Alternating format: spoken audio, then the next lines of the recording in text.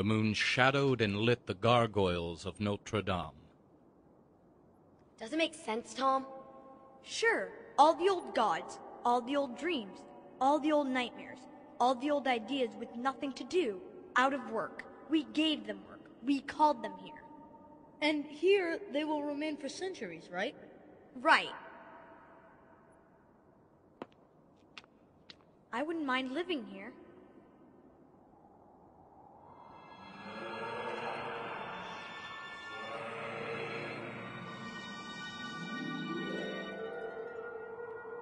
Jehoshaphat, we whistled all the stone griffins and demons here. Now Pipkin's lost again.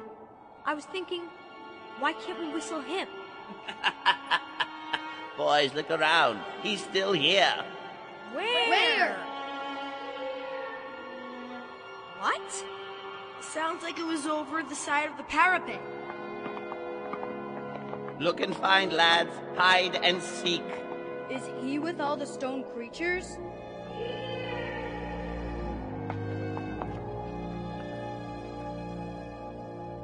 And way down on a ledge, halfway to the earth, the boys, squinting, thought they saw one small, round, beautiful, angel devil face with a familiar eye, a familiar nose, a friendly and familiar mouth. Pipkin? Let's go!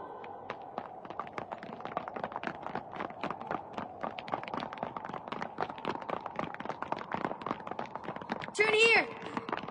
Down these steps!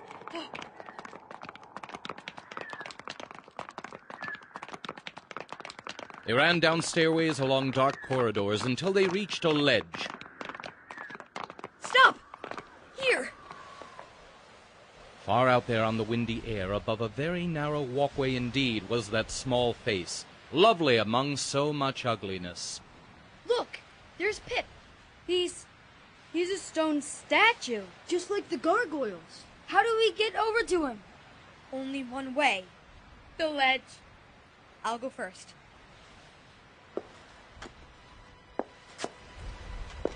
Watch out, Tom. Don't fall. I'm not falling. Pip, for Pry Eye, what you doing here? Can't talk. His mouth is cut in the stone. It's just rock. Looks like Pipkin. No, I heard him call. But how?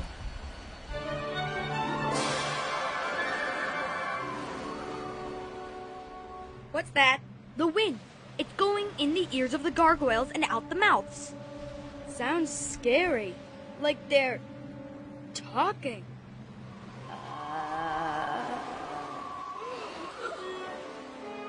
What was that? Listen, there it is. Shut up! I'm getting dizzy. Don't look down, George. I'm trying not to, but... Shh! Pip, next time the wind blows, tell us, how do we help? What got you here? How do we get you down?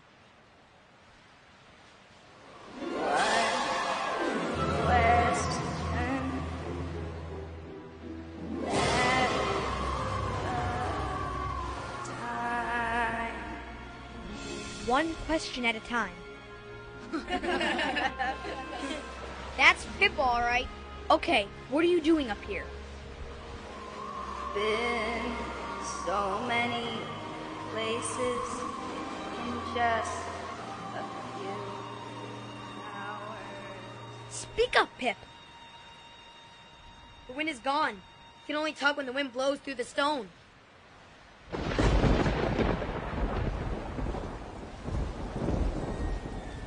Oh no, it's raining.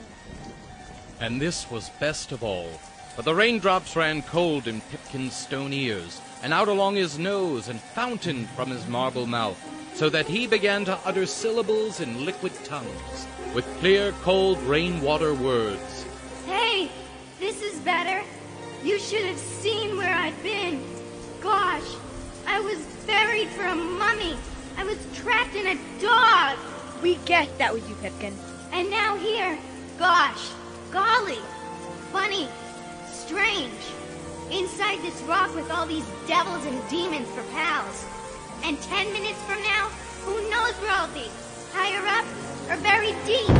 Where, Pipkin? We're so high up, I almost slipped. Don't look down. Are you dead, Pipkin? No, not yet. Part of me in a hospital a long way up home. Part of me in that old Egyptian tomb. Part of me in the grass in England. Part of me here. Part of me in a worse place. Where? I don't know. I don't. Oh gosh. 1 minute I'm yelling laughs. The next I'm scared. Now, just now, this very minute I guess. I know. I'm scared. Help me, guys. Help. Oh, please.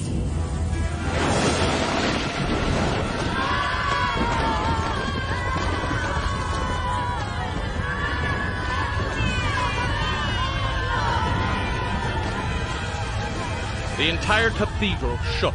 The boys had to grab demons' horns and angels' wings on either side so as not to be knocked off. Thunder and smoke, and a great scattering of rock and stone. Pipkin's face was gone, knocked off by the lightning bolt. It fell down through space to shatter the ground below. Pipkin! But there below on the cathedral porch, stones were only flinty fire sparks blowing away and a fine gargoyle dust. They saw something like spirit smoke, a bloom of gunpowder blow, drifting south and west. Mexico. Mexico? The last grand travel of this night. Whistle boys, scream like tigers, cry like panthers, shriek like carnivore. Scream? Cry? Shriek? Yes! Reassemble the kite, lads, the kite of autumn. But it broke when we landed. Paste back the fangs and fiery eyes and bloody talons. Yell the wind to sew it all together and ride us high and long and last.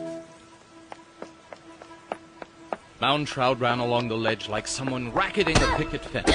He knocked each boy with his knee and elbow. The boys fell. We're falling! Look! Something's coming towards us! From the ground up! It's got 1,000 eyes! It's a monster! No! It's the kite! It's going to catch us!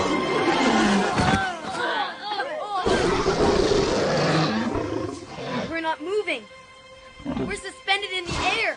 Where's Mr. Moundshroud? There he is. This time he's the tail. What is it, Mr. Moundshroud? What's wrong? What do you hear? Hundreds of miles away, beggars running down Irish roads, starving, asking for food from door to door, their cries rising in the night. That way! Let's fly there! No time. Listen, thousands of miles away, there is a faint hammering of death watch beetles ticking the night. The coffin makers of Mexico, in the streets with their long boxes and nails and little hammers, tapping. Pipkin! We hear, and to Mexico we go!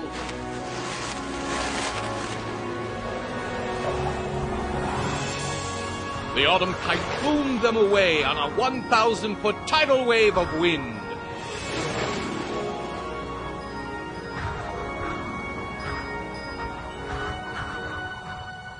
The gargoyles, fluting in their stone mouths, gaping their marble lips, used that same wind to wail them farewell.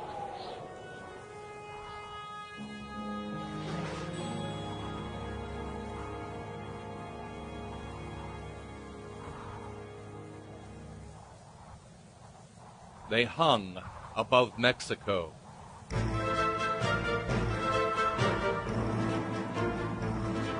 They hung above an island in that lake in Mexico.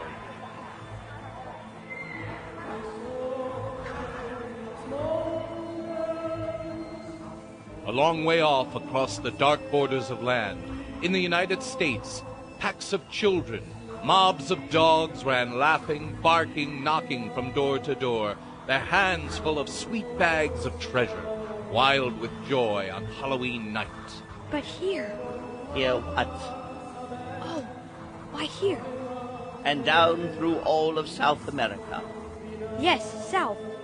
Here in south, all the cemeteries, all the graveyards are full of candlelight, and 1,000 candles in the cemetery, and 100 candles in that graveyard.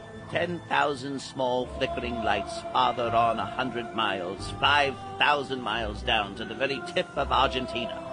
Is that the way they celebrate? El Dia de los Muertos. How'd you grade school Spanish, Tom? The Day of the Dead Ones? Caramba, si, kites disassemble.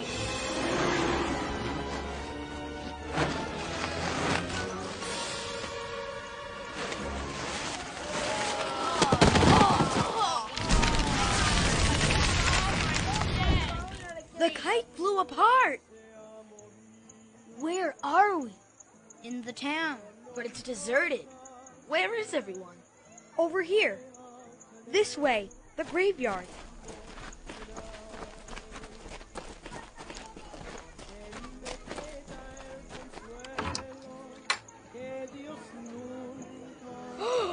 Why? I'd never seen the like. Now we know why the town is empty. Because the graveyard is full. By every grave was a woman kneeling to place gardenia, or azaleas, or marigolds in a frame upon the stone. By every grave knelt a daughter, who was lighting a new candle, or lighting a candle that had just blown out.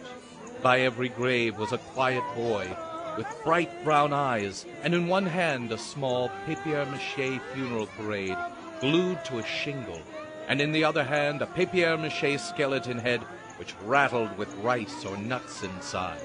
Look! Hundreds of graves, hundreds of women, daughters, sons, thousands of candles. The whole cemetery is lit up in candle shine. Looks like 1,000 fireflies.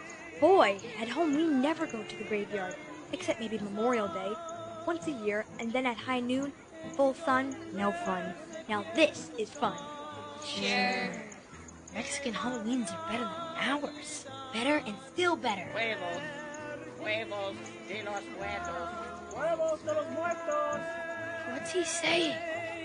Skulls, the skulls of the dead. Huevos.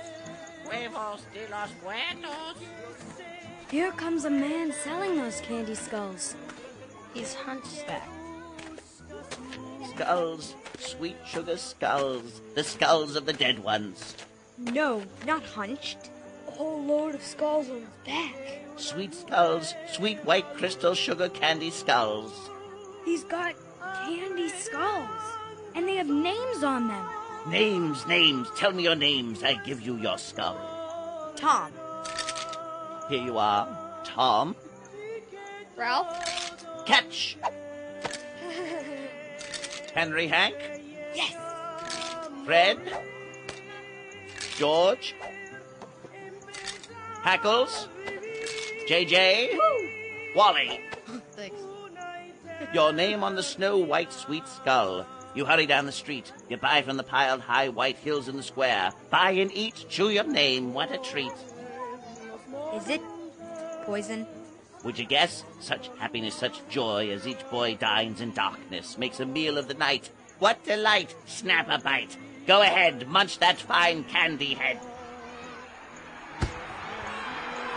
What's that? Fireworks! Look! Fireworks!